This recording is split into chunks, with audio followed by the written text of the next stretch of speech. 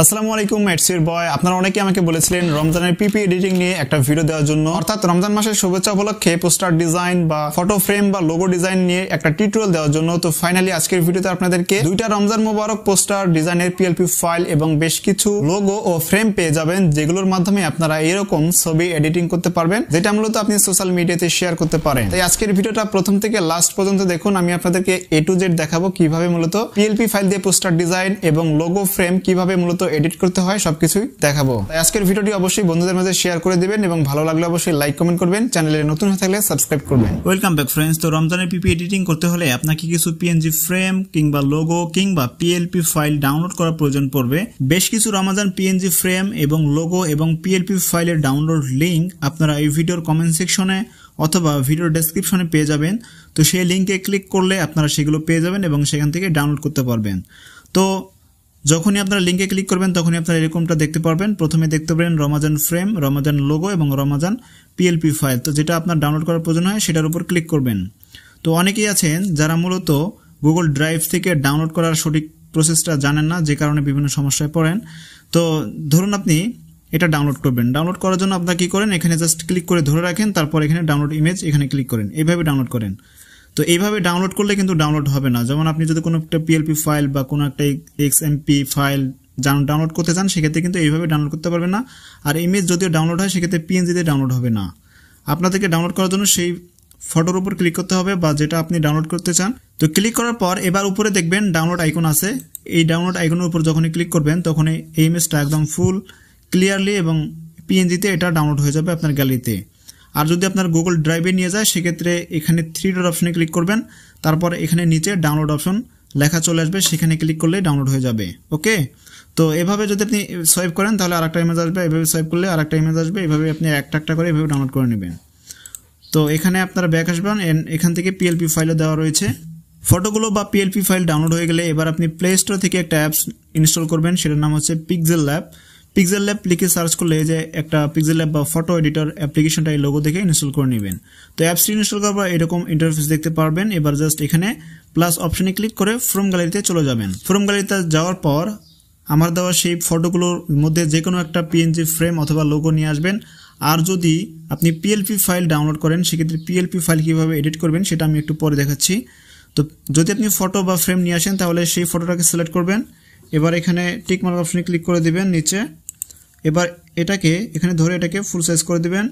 এবার এখানে ক্লিক করে এটাকে লক করে দিবেন, তাহলে এটা আর নড়াচড়া করবে না। এবার এখানে প্লাস অপশনে ক্লিক করে এবার জাস্ট আপনার কাছে ছবি নিয়ে আসবেন। উদাহরণস্বরূপ আমি এখান থেকে এই ছবিটাকে নিব।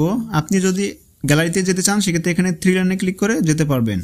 তো আমি এখানে এই ছবিটাকে নিব অ্যান্ড টিক মার্ক অপশনে ক্লিক করে দিলাম অ্যান্ড এটাকে আমি একটু বড় করে দেবো, এভাবে বড় করে জাস্ট এখানে বসিয়ে দেবো অ্যান্ড এখানে ক্লিক করে এই যে ছবিটা এটাকে এই ফ্রেমের নিচে ট্যাপ করে বসিয়ে দেবো। ঠিক আছে, এবার আবার এখানে ক্লিক করব, তাহলে দেখেন এটা কিন্তু পিছনে চলে গিয়েছে। এবার হালকা একটু উপরে এখানে বসিয়ে দেবো, এইভাবে আপনার মতো করে আপনি বসিয়ে দেবেন।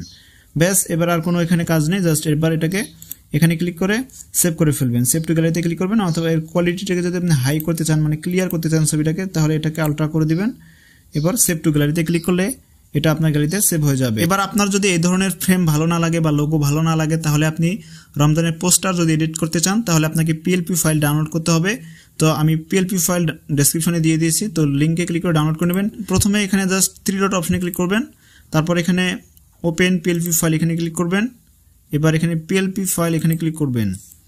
এবার আপনারা যদি ডাউনলোড করেন, ডাউনলোড করার পর অটোমেটিক এখানে নিচে শো করবে পিএলপি ফাইলগুলো। আমার দেওয়ার পিএলপি ফাইল যেমন টেকনিক্যাল ব্রোবিডি রমাজান 2.plp, আর একটা হচ্ছে টেকনিক্যাল ব্রোবিডি রমাজান পিএলপি।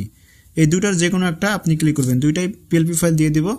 তো আপনি এটা ক্লিক করবেন অ্যান্ড ওপেন অ্যান্ড অ্যাড এখানে ক্লিক করবেন। ব্যাস, আবার ওকে।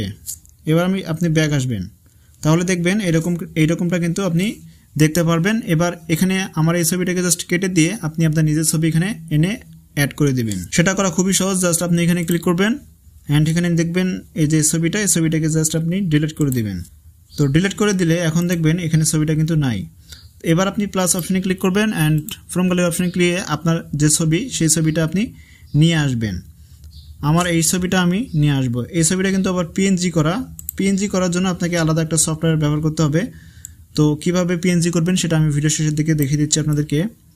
তো এইভাবে আপনি জাস্ট বসিয়ে দিবেন, প্রথমে এতটুকু রাখবেন, এভাবে রাখার পর এবার আপনি এখানে ক্লিক করবেন অ্যান্ড এটাকে ট্যাপ করে ধরে সবার নিচে নামিয়ে আনবেন।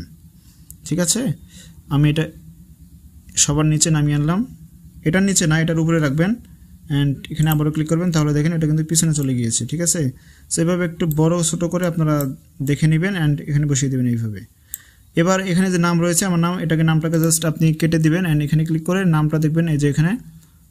সো এখানে এটার উপর ডাবল ক্লিক করবেন, এখানে আপনি নামটা কেটে দিয়ে এখানে যে নামটা দিতে চান আপনি সেই নামটা এখানে দিয়ে দিবেন। ঠিক আছে, যে কোনো নাম আপনার যেটা ভালো লাগে সেটা দিয়ে ওকে অপশনে ক্লিক করে দেবেন, তাহলে দেখবেন এটা কিন্তু নাম এখানে অ্যাড হয়ে যাবে।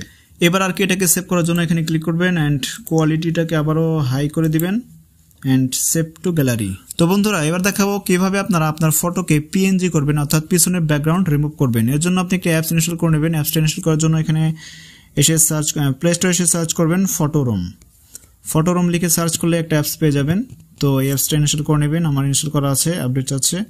অ্যাপসটি ওপেন করার পর আপনাদেরকে যে কাজটা করতে হবে, এখানে স্টার্ট ফ্রম ফটো এখানে ক্লিক করে দিয়ে আপনার ছবি যেটা আপনি পিএনজি করতে চাচ্ছেন, আমি ধরুন এই যে ছবিটা পিএনজি করতে চাচ্ছি, এই ছবিটা আমি সিলেক্ট করব।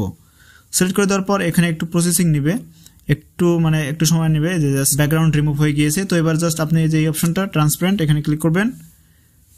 তো এখানে ক্লিক করে দেওয়ার পর উপরে দেখবেন শেয়ার অপশন আছে, এখানে ক্লিক করবেন অ্যান্ড মেবি রিটার অ্যান্ড সেভ টু গ্যালারিতে ক্লিক করলে এই ইমেজটা একদম ফুল এইচডিতে কিন্তু আপনার গ্যালারিতে পিএনজি আকারে সেভ হয়ে যাবে, অর্থাৎ পিছনে কোনো ব্যাকগ্রাউন্ড থাকবে না। পরবর্তীতে আপনি এটা পিক্সেল ল্যাবে পোস্টারে কিংবা আপনি ফ্রেমে অ্যাড করতে পারবেন। তো বন্ধুরা এই ধরনের পিকচার ফ্রেম বা লোগোগুলো কিভাবে ডিজাইন করতে হয় বা কিভাবে নিজে আপনি তৈরি করবেন এই নিয়ে আমাদের চ্যানেলে বেশ কিছু ভিডিও রয়েছে, আমি প্লে লিস্টটা দিয়ে দিচ্ছি ডেসক্রিপশন অথবা কমেন্ট সেকশনে পেয়ে যাবেন, আপনারা চাইলে সেই ভিডিওগুলো দেখে নিতে পারেন। এন্ড আজকের ভিডিও ভালো লাগলে অবশ্যই লাইক কমেন্ট শেয়ার করবেন এন্ড চ্যানেলে নতুন হয়ে থাকলে সাবস্ক্রাইব বা ফলো করে আমাদের সাথে থাকবেন। দেখা হচ্ছে খুব শীঘ্রই নতুন কোনো ভিডিওতে। ধন্যবাদ।